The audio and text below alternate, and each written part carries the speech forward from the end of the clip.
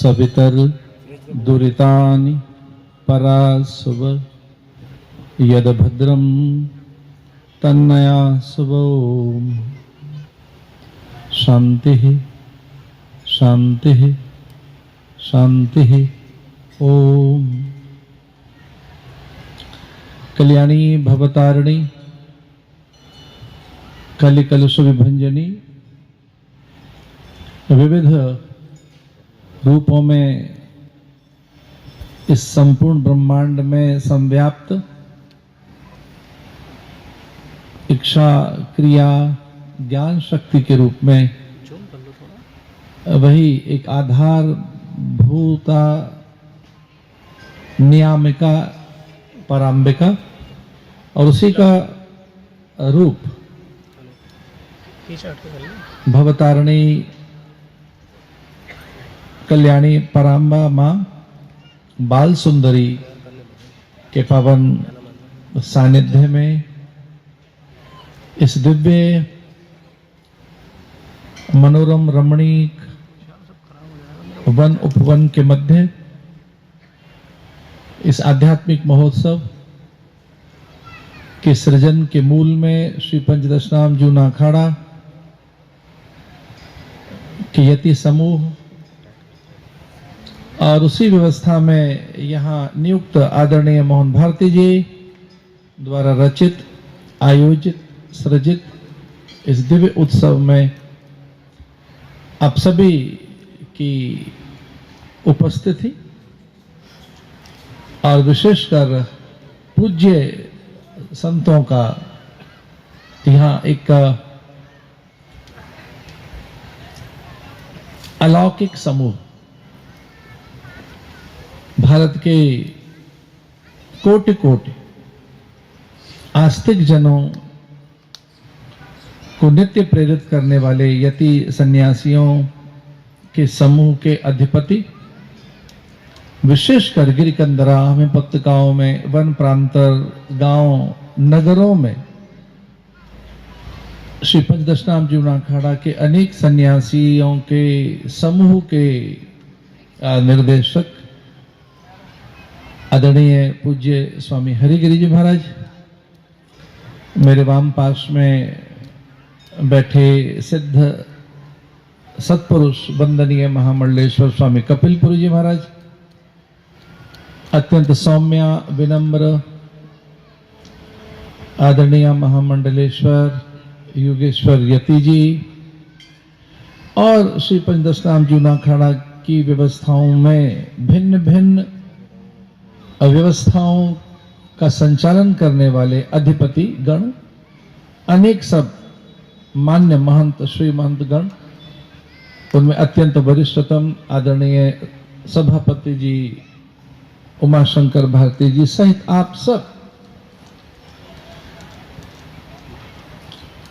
ने कुछ कुछ विचारों का श्रवण किया। उन विचारों में पूज्य कपिलपुरी जी महाराज के द्वारा एक आध्यात्मिक उद्बोधन कि किस प्रकार से गुरुजनों के वाक्य फलीभूत होते हैं अथवा उनका तप उनकी संकल्प शक्ति किस प्रकार से व्यक्ति को ऊर्जा विभूति विद्या ऐश्वर्य प्रदान कर सकती है। उसी क्रम में योगेश्वरी जी ने पर्यावरण संरक्षण संवर्धन उसके संपोषण की दिशा में एक अद्भुत उद्बोधन दिया। उन्होंने कहा कि पराम्बा कभी रुष्ट हुई और यहाँ प्रकोप हुआ, प्रकृति में एक विकरालता, यहाँ महामारी और जो नदी के उस पार रह गए थे वे नहीं बच सके या कुछ गांव काल कलवित हो गए, अब उनका कोई अस्तित्व नहीं है। मां कुपित हुई और मां का एक रूप प्रकृति भी है। पवन प्राण प्रकाश आकाश धरा अंबर अग्नि जल वायु निहारिका नक्षत्र और ये सारा काल उसी से है। वह संपूर्णा है, वह ब्रह्म से लेकर कीट की जननी है। एक अद्भुत नामावली है, ललिता सहस्त्र नामावली, ललिता सहस्त्र नाम। प्राय जो प्रस्थानत्रयी के साधक उपासक हैं, या हम जो गुरुकुलीय परंपराओं में और विशेषकर प्रस्थानत्रयी के स्वाध्याय में रहे, जो हम वैदिक विद्यार्थी हैं, प्राय हम वे सन्यासी जो श्रीमद् भगवत गीता, उपनिषद और ब्रह्म सूत्र के आसपास रहते हैं, या भगवान भगवत पादाचार्य शंकराचार्य के प्रकरण ग्रंथों के ही में हम रमण करते हैं, उन सब विशेषकर उन सन्यासियों में प्राय ललिता सहस्त्र नाम का पारायण होता है। काशी में विशेषकर, प्रयाग में भी, वहां तो स्वयं विद्यमान है ललिता। उस ललिता सहस्त्र नाम में बड़ा अद्भुत एक आता है, भगवती का आह्वान है, आप ब्रह्म कीट जननी। उसमें संकेत ये मिलता है कि कीट से लेकर ब्रह्म तक कि वो जननी है। इच्छा शक्ति के रूप में है, वे क्रिया शक्ति के रूप में है, ज्ञान शक्ति के रूप में है, वह त्रिगुणात्मिका है, वह माया है। या देवी सर्वभूतेषु माया रूपेण संस्थिता, वह माया है, वह आधारभूता है, वह कल्याणी है, रूपा है, अरूपा है, नित्या है, शुद्धा है, अनामा है, उसका कोई नाम भी नहीं है, पर नाम भी है। ऐसे अद्भुत बातें हैं उनके लिए। सुधा सागर मध्यस्थाम, कि वो सुधा के सागर में रहती है। और भगवत पादाचार्य भगवान शंकराचार्य ने सौंदर्य लहरी की रचना की, और रचना करते हुए यहां से लिखते हैं, शिव शक्त्या युक्तो यदि भवति प्रभुतुम। शिव शक्त्या युक्तो यदि भवति, शिव भी शक्ति के युक्त नहीं है तो सब ही है। अपने आराध्य के लिए वो स्वयं भी तो शिव ही है। भगवान शंकराचार्य वो ऐसा ही कहते हैं, शिव शक्त्या युक्तो यदि भवति प्रभुतुम। अगर वो शक्ति से युक्त नहीं है तो वो सब ही है। तो यह जितनी भी हलचल है, चेतना है, ऊर्जा है, जो भी एक प्राणवंत, जीवंत, जागृत, मुखर, प्रखर चेतना है, वो सब पराम्बा ही है, वह जगदम्बा ही है। इसलिए वह ब्रह्मा विष्णु महेश हो, कोई हो। बड़ी सुंदर सी एक कथा आती है शाक्त ग्रंथों में कि एक बार चतुरानन ब्रह्मा और सहस्र आनंद जिनके हैं, ब्रह्मा के तो 4 ही मुख हैं, और यूं तो देखें मुखों की गणना करते हुए महादेव के भी 5 ही हैं। उनमें ईशान, वामदेव, सद्योजात, तत्पुरुष, अघोर, ये भगवान के 5 मुख हैं। उनके एक एक मुख का नाम है कि कौन सा उनका मुख कौन सा है। पूर्व और उत्तर में जो उनका मुख है वो ईशान मुख है। ईशान मुख, अघोर, अरे अघोरेभ्य तो घोरेभ्य, अघोर का अर्थ यहाँ ये है कि जो घोर नहीं है, यानी भयानक नहीं है, जो बहुत सुंदर है। इसे सत्यम शिवम सुंदरम का। सद्योजात, वामदेव, तत्पुरुष, ईशान, ये भगवान के 5 मुख हैं। उनके पुत्र के 6 मुख हैं। यूं तो चेले के दशानन के 10 थे, पर सहस्त्रानना, सहस्त्र शिरिखा पुरुखा, भगवान नारायण के तो 1000 मुख हैं। तो ऐसे ही अचानक ही इन्हें कुछ पल के लिए विस्मृति हो गई। विस्मृति, ये भूल गए ये कौन है। और मैं अपने उद्बोधन को आरंभ करता हूं ये कहते हुए कि हमारे जीवन में जितने भी दुख हैं उनका एक ही कारण है, आत्मविस्मृति, और वह ज्ञानता के कारण है। हम भूले बैठे हैं, हमें पता ही नहीं हम कौन है। कभी अपने को देह माने बैठे, रंग रूप, जाति, कुल, गोत्र, वंश, परंपरा से जोड़ देते हैं। जो पूज्य हरिगय जी महाराज का जो उद्बोधन था, मैं उनकी प्रशंसा में कोई एक रंच मात्र कुछ नहीं कह रहा हूं, पर सच मानिए मैंने ऐसा उद्बोधन कभी नहीं सुना। जो सनातन पर उनकी अद्भुत व्याख्या। हम समझते थे वो हमारे कमांडर हैं, वो तो बहुत बड़े प्रवचनकार भी हैं। हमें तो लग रहा था कि भाई वो हम सबके कमांडर जैसे हैं। पर क्या बात उन्होंने कही। उन्होंने कहा कि कुछ लोग आए, कलवित हो गए, वो रहे नहीं, वो दिख नहीं रहे, पर सनातन है। कुछ समुदायों का, समूहों का उन्होंने उल्लेख किया कि किस प्रकार से आज युद्ध पूरे संसार के कोने कोने में है। जातीय संघर्ष है, नस्ल को लेकर है, और कई बार तो श्रेष्ठता के दंभ के कारण है, भूमि के विस्तार के कारण है। औपनिवेशिक उनका जो कॉलोनियल जो एक प्रवृत्ति रही है, उपनिवेशवाद, भूमि विस्तार, अब अपनी भूमि का विस्तार कर रहे हैं। यहाँ तो सारी भूमि भगवान की माता, भूमि पुत्रो हम पृथिव्या। तो भारतीयों ने तो कभी अपनी भूमि के विस्तार की बात नहीं सोची, साम्राज्य विस्तार की, क्योंकि पूरी भूमि ही माँ है। माता भूमि ही पुत्रों पृथिव्या। अथर्ववेद में जो भूमि सूक्त है अथवा जो पृथ्वी सूक्त में जो ये मंत्र आते हैं, उनमें ये है कि ये माँ है, इसका बंटवारा कैसे करें। माता भूमि ही, पुत्रों हम उसके पुत्र हैं।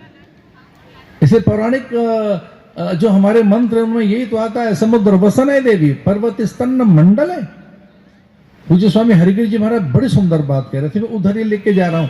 तो जितने दुख हैं वो विस्मृति के कारण है, आत्मविस्मृति के कारण। हम भूले बैठे हैं हम कौन है, अपनी शक्ति, विभूति, विद्या, अपने ऐश्वर्य को, अपनी ऊर्जा को, अपने सत्य को हम भूले बैठे।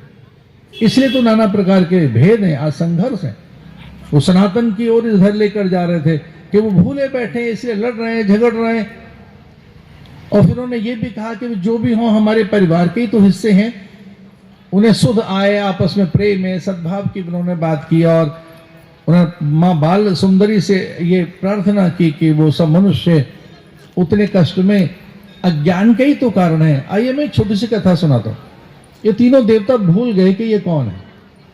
ब्रह्मा, जिनके बारे में मैंने कहा चतुरानन, पंचानन महादेव, और सहस्त्र आनंद, सहस्त्र ऋषि रेखा पुरुखा, जिसके हजार हजार मुख है। और कुछ पल के लिए उन्हें विस्मृति हो गई और एक धुंध सी छा गई, और पता लगा कि कुछ समझ नहीं आ रहा है, अपने अस्तित्व को भूल गए। शाक्त ग्रंथों में आता, ऐसा भी ग्रंथों में आता, लंबे काल तक वो उन्हें कुछ विस्मरण सा हो गया। पर अचानक ही उजास, एक प्रकाश दिखाई दिया, और एक छोटी सी बालिका, उसके नन्हे नन्हे हाथ, सुकुमारी, एक डलिया उसके हाथ में, बाएं हाथ में, और वो दाएं हाथ से पुष्पों का चयन कर रही थी। और उसकी एक विधि है पूजा में कि पुष्पों का चयन कैसे किया जाए, विशेषकर दूर्वा कैसे चुनी जाए, और अमावस्या के दिन कुशोत्पाटन कैसे हो, कुशोत्पाटन, कुशा को कैसे उखाड़े। कुशा को काटा नहीं जाएगा, उखाड़ी जाएगी, उसे पाटन कहते हैं अमावस्या के दिन। और उसमें कोशोत्पाटन में जो कुशल है, उसी से कौशल शब्द बना है, जिसको इंग्लिश में आप स्किल कहते हैं। कौशल, कुशलता। तो जो ऐसे धीरे से, जिसमें बहुत धैर्य हो, उसे निकाले, कोशोत्पाटन। धतूर पत्र कैसे लिया जाए, विजय पत्र, विजया पत्र, शमी पत्र, तुलसी पत्र, बिल्व पत्र, इनकी चयन की एक विधि है कि कैसे। जिन्होंने कभी पूजा के लिए फूल नहीं चुने, उन्हें पता ही नहीं फूल कैसे तोड़ते, उन्हें पता ही नहीं। कई लोग तो हमने देखा था बाल्यकाल में दातुन के लिए पूरा एक बंच, पूरी टहनी तोड़ लेते, थोड़ी सी दातुन चाहिए उनको। वो कितने निर्दयी, कितने निष्ठुर कभी कभी दिखाई देते थे। वृक्ष के प्रति उनकी कोई संवेदनशीलता ही नहीं थी तब, और अब तो बिल्कुल नहीं। वृक्ष के प्रति, पर्यावरण के प्रति। तो वो डलिया में फूल चुनती जा रही थी, और ये निकट बढ़े, और उसने उपेक्षा सी की, कब पता नहीं कौन है। तो पूछा इन्होंने, अरे तुम कौन हो? तो इन्होंने पूछा उस कुमारी से, तो बड़ा उपहास सी करने लगी, जैसे आपके घर में कोई आपसे पूछे कि आप कौन है। आपके घर में कोई पूछ लेगी कि आप यहाँ रहते हैं, आप कौन है, क्या है आपके घर में। तो उसने पूछा आप कौन है? तो ब्रह्मा जी ने कहा ये महादेव है, देवादिदेव। ये हैं साक्षी, कर्म साक्षी, युग साक्षी, देव साक्षी। ये गवाह हैं नारायण के भी, जो उससे भी पूर्व में के पूर्व में अपूर्व में, उसके भी आरंभ के आरंभ में और प्रारंभ में यही है। ये महादेव है, ये देवादिदेव, और मैं इनका उपासक ब्रह्मा, और ये नारायण, ये हरिहर हैं, ये आदि पुरुष है, सत्पुरुष है, परम पुरुष है। तो उसने कहा कौन ब्रह्मा, कौन विष्णु महेश, क्या मतलब कौन, रहते कहाँ हो तुम, हो कौन? तो शत चांदना बताया जाता है कि अचानक प्रकाश हुआ, उदरस्त हो गए, और कोटि कोटि रुद्र ब्रह्मा और नारायण उन्हें दिखाई दिए। उसके लिए एक श्लोक आया, यहां बड़े विद्वान महात्मा बैठे हैं इसलिए मैं संकेत कर रहा था। करांगुल ने नखोत्पन्ना नारायण दशाकृति ही, ऐसा आता है, करा अंगुल ने नखोत्पन्ना। ये हमारे उमाशंकर भारती जी उसके उपासक हैं देवी के। करा अंगुल ने नखोत्पन्ना, करा अंगुल ने, इसका अर्थ है ये जो उंगलियां हैं इनमें जो 4 नख हैं, अंगूठा तो उंगलियों में नहीं आता, वैसे गिने तो 5 ही हैं, पर उंगलियां तो 4 ही हैं, ये तो अंगूठा है। करा अंगुल ने नखोत्पन्ना नारायण दशाकृति, ऐसा आता है कि अंगुलियों के 4 पर्व से नख जहां से आरंभ होता है नाखून, वहीं से नारायण दशाकृति, ये जो मुख्य दशावतार है नारायण के, वो फ्रैक्शन ऑफ सेकंड में पैदा होते हैं, कुछ पल भर में ही, पल भर में। वो जो उनकी एक जॉब है, उनकी जो क्रिएटिविटी है, जो उनका सृजन है, जो उनकी रचना धर्मिता, तो इतनी अधिक है कि वो यूं ही मौज में इनको पैदा कर देते हैं। और तब उन्होंने स्वीकार किया कि हम अपनी जननी तक पहुंच गए, हम उदर तक पहुंच गए, हम वहां पहुंच गए जहां से हमारा अस्तित्व है। और उसके लिए वेदों में ये बात आई है। मैं मां के पास बैठा हूं तो मुझे लगा पुष्टि कर दें मां कौन है, बाल सुंदरी या जगदम्बा कौन है, तो उसके लिए आता है वेदों में, तुम स्त्री,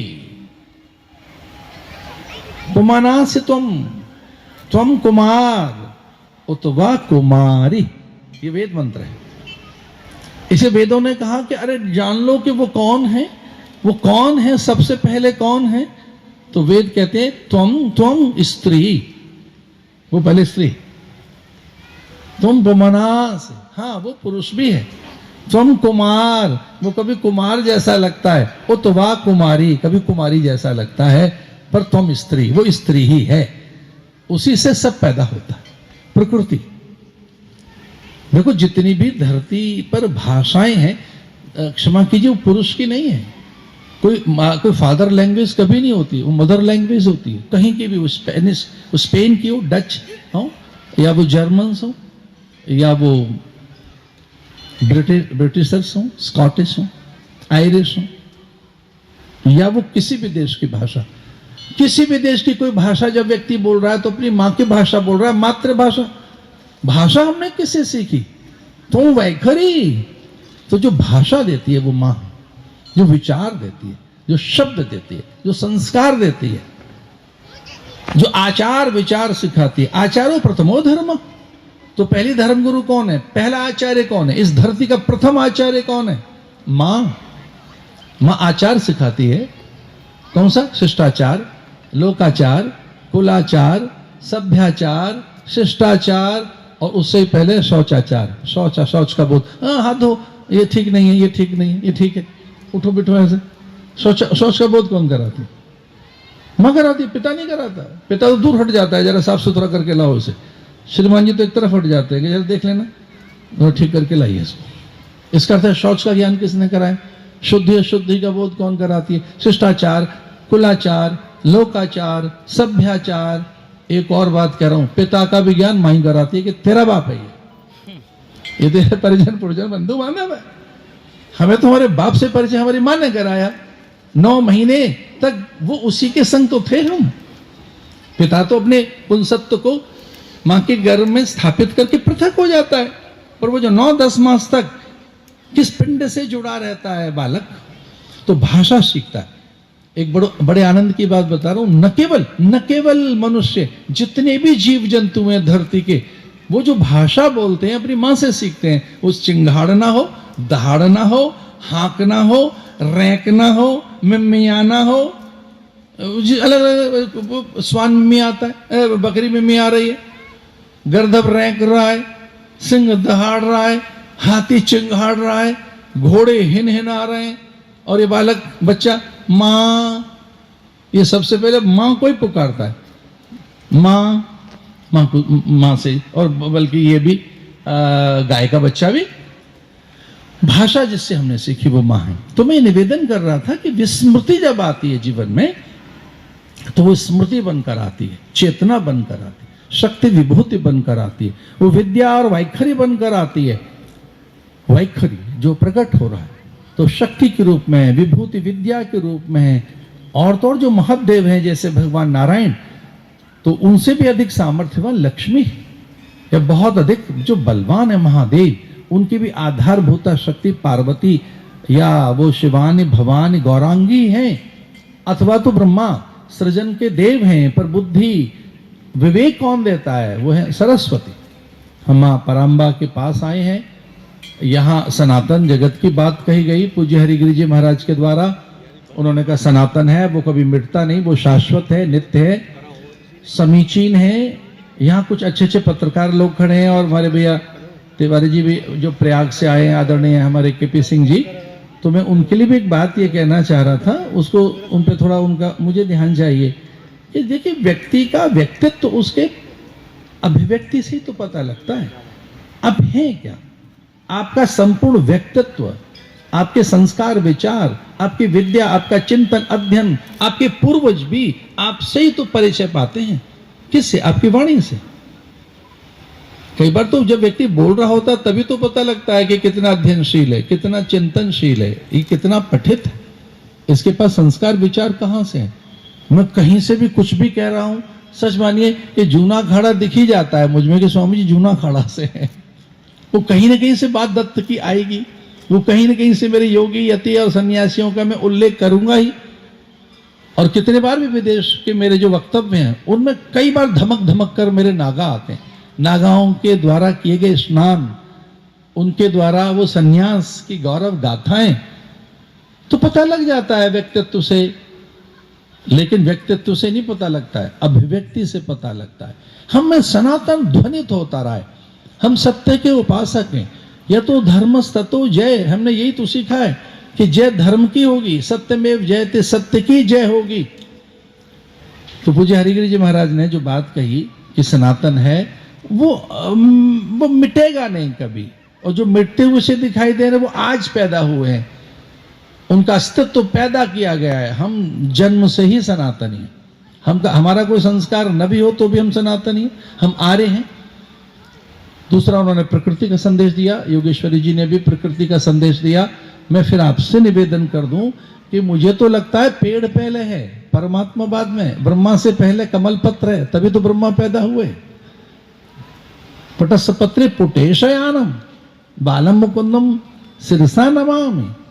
तो अगर नारायण भी पैदा हो रहा है तो पत्ते के साथ है। वटस्य पत्रे पुटेशयानम, वटस्य पत्र वटपत्र है। एक बार मैं इजराइल में था और वहां संयोग से ऑलिव ट्रीज में, ऑलिव ऑर्चर्ड में मुझे ले गए वो लोग।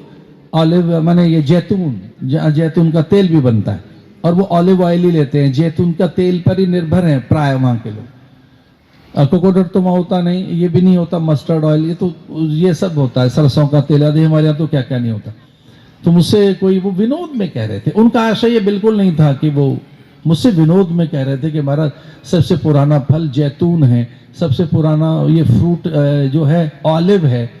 मैंने कहा what about our people Bannon, what about our विटअप। फिर चुप लगा गया। भैया मैं सबसे पुराना हमारे यहाँ ये बरगद का पेड़ है, वट का वृक्ष है, या कि ये अश्वत्थ है। गीता में इसका उल्लेख है, अद्भुत उल्लेख। भगवान कहते हैं मैं पीपल का पेड़ हूं। ऊर्ध्व मूला अधः शाखा अश्वत्थम प्राहुर्वयम् छंदांसि यस्य पर्णानि यस्तम वेद स वेद। मैं वृक्ष हूं, और तो और उन्होंने ये कहा कि मैं नदी हूं, मैं जहान्नवी हूं। वो कहते हैं पर्वतों में मैं हिमालय हूं। और उन्होंने यहां तक कह दिया कि मनुष्यों में मैं राजा में रहता हूं, जिससे कि राजा का भी सम्मान होता रहे। पर महात्माओं में, मुनियों में मैं सिद्धनाम कपिलो मुनि, सिद्धों में कौन हूं? कपिल मुनि हूं। लेकिन मुझे पूरा पूरा देखना हो, मुझे समझना हो पूरा कि मैं कहां हूं, तो मैं नारायण सन्यासी में पूरा दिखाई देता हूं। क्योंकि मैं सन्यासी का वेश बनाकर इस धरती पर संस्कार रक्षण के लिए आता हूं। मैं नारायण ही अति हूं, मुझे पूरा समझना हो। तो हमारे यहाँ तो सन्यास की विधि में यहां तक है, जैसे कि मैं बड़ा भाग्यशाली हूं, मैं अपने अखाड़े में जब होता हूं कुंभ में, तो मुझे संस्कार करने का अवसर मिलता है, तो मैं सिखाता हूं कि ओम भू संन्यस्तमया भव संन्यस्तमया स्व संन्यस्तमया सर्वम संन्यस्तमया। संन्यास के अंत के ये मंत्र में उन्हें ओम नमो नारायण कहता हूं। आपको सुनकर बड़ा आश्चर्य लगेगा हमारे गृहस्थ साधकों को कि मैं सबसे पहले मैं प्रणाम करता हूं अपने सन्यासियों को ये कहकर ओम नमो नारायणाय। अब भैया तू नारायण हो गया, धरती अंबर अग्नि जलवायु निहार का नक्षत्र के रूप में अब स्वयं आप नारायण हैं। विचरण करो, कोई दिशा नहीं आपकी, सारी दिशाएं आपकी हैं, सारी दिशाएं ओम नमो नारायणाय। आप नारायण हैं तो पानी, पर्वत, हवा, झील, जलाशय, सरित, सरोवर सब आप में, जो कुछ भी है इतना विराट हो जाता है साधु, उसे सिखाया जाता है प्रकृति रक्षण की बातें। आइए मैं फिर से अपने सब्जेक्ट पे आता हूं लौटकर विचार पर। तो प्रकृति के बिना विकृति दिखाई दे रही है धरती पर। पूज्य स्वामी हरिगिरि जी कह रहे थे कि वो ऑक्सीजन नहीं मंगवानी पड़ेगी, और ये सच है। पर्जन्य बुलाते हैं पेड़, यही तो बुलाते हैं बादलों को। आप इतने पढ़े लिखे लोग हैं, सब जानते हैं बादल आते किसके कहने पर है। कौन है जो बादलों को आमंत्रित करता है? पर्जन्यों को बुलाता कौन है? पेड़। और एक पेड़ क्या नहीं देता पूरे जीवन में। स्वामी जी ने कहा पेड़ लगाइए। मैं बहुत ही संकोच के साथ कह रहा हूं, मैंने एक किसी व्यक्ति से कहा कि आप पेड़ लगाइए, और उन्होंने कहा कितने? मैंने कहा 25 करोड़। कुंभ में 2016 में आदरणीय मोहन भागवत जी वहां थे, और संयोग से हमारे शिवराज सिंह चौहान जो वहां के मुख्यमंत्री, उन्होंने मुझसे कहा कि क्या होना चाहिए। हमने कहा पेड़ लगाओ। उन्होंने व्रत लिया, और आपको आश्चर्य होगा कि एक ही दिन में 25 करोड़ पेड़ लगे थे, एक दिन में। और उस यात्रा की संपन्नता में प्रधानमंत्री जी और मैं स्वयं वहां थे। मंच पर हमने प्रकृति की बात कही थी, मैं स्वयं भी वहां था, और हम 3 ही लोग थे, और हमने कहा पेड़। और जानते हो पेड़ है क्या? ध्यान दीजिए, वृक्ष है क्या?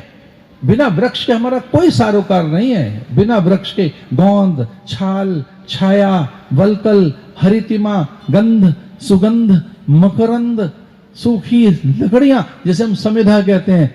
और मेरे साधुओं का तो वो आधार है धोने का, अगर लकड़ी न पड़ी हो तो सूखा काष्ठ। तो पेड़ क्या नहीं देता है? प्राण, पवन, प्रकाश, ऊर्जा, आर्द्रता। पेड़ की आर्द्रता से ही पर्जन्य आकर्षित होते हैं। इसे कहा गया वह ब्रह्म है, आपो वह ब्रह्म, अन्नो वह ब्रह्म। जहां हमने जल को ब्रह्म कहा, अन्न को ब्रह्म कहा, वृक्षो वह ब्रह्म, मैं वृक्ष हूं। अथर्ववेद में आता है, अथर्ववेद में आता है। ब्रह्मा ने कहा, पूछा लोगों ने कि जी आपको ढूंढे कहां, आप तो दिखाई नहीं देते। बोले पेड़ में रहता हूं मैं। इसे सुब्रह्म देव कहा। इंद्र से पूछा जी आप तो दिखाई नहीं देते, आप रहते क्या? पेड़ में रहता हूं मैं। गंधर्व, यक्ष, किन्नरों ने कहा कि हमारा वास पेड़ में। और फिर अंत में नारायण ने कहा कि अगर कोई मुझे ढूंढना चाहे तो मैं पेड़ में ही मिलूंगा। ब्रह्म, वृक्षो वह ब्रह्म, मैं ब्रह्म रूप में विस्तृत होता हूं, प्राण पवन के रूप में, वृक्ष रूप में। हमारे स्वामी जी ने ठीक बात कही, वृक्ष लगाइए। उस समय जब कोई मंगल प्रसंग हो, विवाह का प्रसंग हो, कोई वर्षगांठ हो, तो पहले पेड़ लगाइए। और ऐसे इस धरती पर यह अभियान लिया जाए तो बड़ी बात होगी कि हमें सामूहिक वृक्षारोपण करना चाहिए। कि हम सन्यासियों का धर्म भी था, और उन्होंने सनातन की बात कही, संस्कारों की बात कही, विचार की बात कही। उन्हीं सब बातों की पुष्टि के लिए मैं यहाँ हूँ।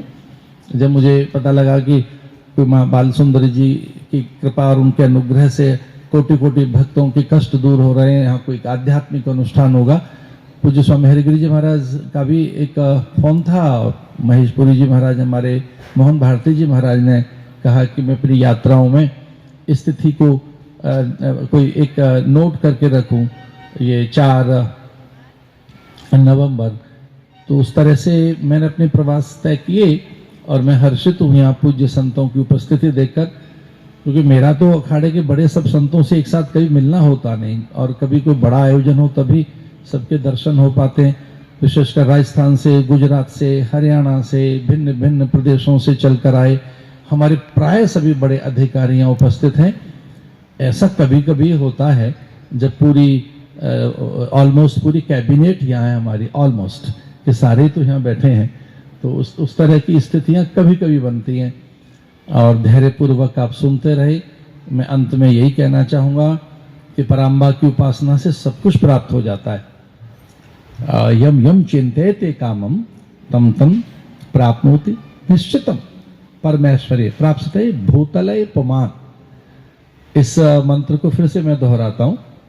सप्तशती में ये मंत्र है, सप्तशती का, दुर्गा सप्तशती का मंत्र है, बड़ा अद्भुत है। यम यम चिंतयते कामम तम तम प्राप्नोति निश्चितम। कोई दुर्गा की उपासना करे, उसके यजन अर्चन वंदन भजन में लग जाए, तो उसके लिए लिखा गया यम यम चिंतयते कामम। आप जो जो कल्पना और कामना करेंगे तम तम प्राप्नोति निश्चितम, वो तो मिलती है। और माँ के अनुग्रह से 3-4 चीजें यूं ही मिल जाती हैं। प्राप्स्यते भूतले पुमान, इस ऐश्वर्य को, जो धरती का ऐश्वर्य, वो तो यूं ही मिल जाता है। पर मिलता क्या है? उपासना का फल क्या है? अज्ञान हरण, अज्ञान का नाश होता है, भ्रम भय का निवारण होता है, और वह शक्ति हमारे भय को छीन पाती है। ध्यान रहे, व्यक्ति भयभीत तभी होता है जब वो दुर्बल अनुभव करता है, और पराम्बा शक्ति है। तो पराम्बा के यजन से व्यक्ति शक्ति संपन्न होता है, उसे ऊर्जा विभूति प्राप्त होती है, और अज्ञान का भी नाश करती है देवी। तो जब व्यक्ति के अज्ञान का हरण हो जाता है, शोक मोह का हरण हो जाता है, तब फिर उसे कोई भय नहीं रहता। अभयम सत्व संशुद्धि, अभयम सत्व संशुद्धि। अभयता बड़ी चीज है कि हमारे पास भय न रहे कभी। उसी के लिए सारा खर्च हो रहा है, पैसा पूरी धरती पर जो सरकारें, सारे संसार के देश पैसा खर्च कहाँ कर रहे हैं? सिक्योरिटी के ऊपर, कि भाई हमारे अस्तित्व को कोई न छीन ले। सुरक्षा पे तो, अस्त्र शस्त्रों पे तो कितना खर्चा है। डिफेंस बजट क्या होते हैं हर कंट्री के, तो वो तो माँ की कृपा से ऐसे प्राप्त हो जाता है। अभयम, अभयता। तो माँ की उपासना व्यक्ति को अभयता देती है, निश्चिंतता देती है, निर्द्वंदता देती है, निर्भरता देती है, और निशंकता देती है। निशंकता, नो कंफ्यूजन, कोई शंका नहीं, no no no no confusion, फिर कोई कंफ्यूजन ही नहीं रहता। तो कोई दुर्गा की उपासना करके देखे तो उसमें फिर शंका नहीं रहेगी, भय नहीं रहेगा, वो भार अनुभव नहीं करेगा, द्वंद्व नहीं आएगा, दुख नहीं आएगा। और क्या दे देती है वो? परमेश्वरम प्राप्स्यते भूतले पुमान। तो जो धरती का परम ऐश्वर्य है उसका अधिकारी बन जाता है। बहुत अधिक यहाँ वक्तव्य के लिए तो ऐसी मानसिकता मेरी थी भी नहीं, पर स्वामी हरिगिरी जी महाराज ने कहा कि आप थोड़ा कुछ बोल देना माँ भगवती के ऊपर। वो ऐसे ही कह रहे थे कि माँ भगवती के ऊपर कुछ आप बोलना। तो माँ भगवती बाल सुंदरी, जिनके आरंभिक मंत्र बाला मंत्र और 43 मंत्र हैं, नवाक्षरी आदि, इन मंत्रों के बिना श्री विद्या की साधना संपन्न नहीं होती। ये जो यहाँ कुछ सुधी जन बैठे हैं जिन्हें कुछ पता हो, ये बात समझ सकते हैं, मैं संकेत में कह रहा हूँ, क्योंकि श्री विद्या आदि के रहस्यों का गोपन नहीं करना चाहिए, कभी नहीं। अभक्ते नैव दातव्यम गोपितम रक्ष पार्वती। भगवान कहते हैं कि कोई कुछ मंत्रों को छुपा के रखना चाहिए, अधिकारी कोई नहीं।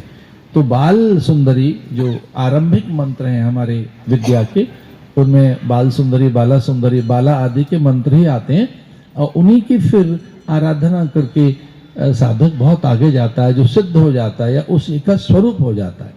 और उसी ज्ञान साधना से अहम ब्रह्मास्मि, तत्वमसि, प्रज्ञानम ब्रह्म अथवा अयम आत्मा ब्रह्म जैसी स्थिति साधक को प्राप्त होती है कि वो पूर्ण ही हो जाता है। तो हमारी सनातन धर्म की ये ऐसा सौंदर्य है कि व्यक्ति को पूर्णता प्रदान करते हैं। यहाँ कोई हम चेला नहीं बनाते, उसे गुरु ही बनाते हैं। गुरु को अपने चेले को चेला नहीं बना रहा है, उसमें गुरुता भर रहा है, उसमें पूर्णता भर रहा है। उसे पूर्ण बनाना चाहता है वो। तो जब वो पूर्ण हो जाता है तो फिर बात ही अलग है। और हमारी साधना पूर्णता के लिए। माँ बाल सुंदरी हम सबका मंगल करें, कल्याण करें। अब यहाँ जूनाखाड़ा के साधु पहुंच गए हैं तो निसंदेह यहाँ कोई बड़ा चमत्कार जरूर होगा।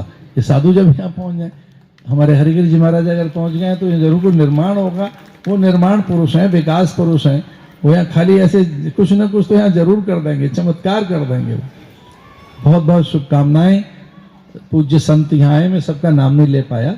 वो यथा योग्य वो जिस अवस्था में, हम सबको मेरा सादर ओम नमो नारायणाय। भक्त भी यहाँ धैर्य पूर्वक बैठे रहे और आप सब भी, सबको बहुत बहुत शुभकामनाएं। स्वामी हरिगिरी जी महाराज के नेतृत्व में श्री पंचदशनाम जूनाखाड़ा इसी प्रकार से उन्नयन उत्कर्ष को प्राप्त होता रहे, ऐसी पराम्बा बाल सुंदरी से प्रार्थना करते हुए अपने आज के इस औपचारिक वक्तव्य को विराम देता हूं। इस मंत्र के साथ, जो सनातन धर्म का सर्वश्रेष्ठ मंत्र है, वैदिक मंत्र, वो ये कहता है कि सब में पूर्णता है, अपूर्णता कभी न रहे। वो पूर्णता हम सबको प्राप्त हो, विद्या विभूति वैभव शक्ति के रूप में। ओम पूर्णमदः पूर्णमिदं पूर्णात् पूर्णमुदच्यते पूर्णस्य पूर्णमादाय पूर्णमेवावशिष्यते। ओम शांति शांति शांति। ओम।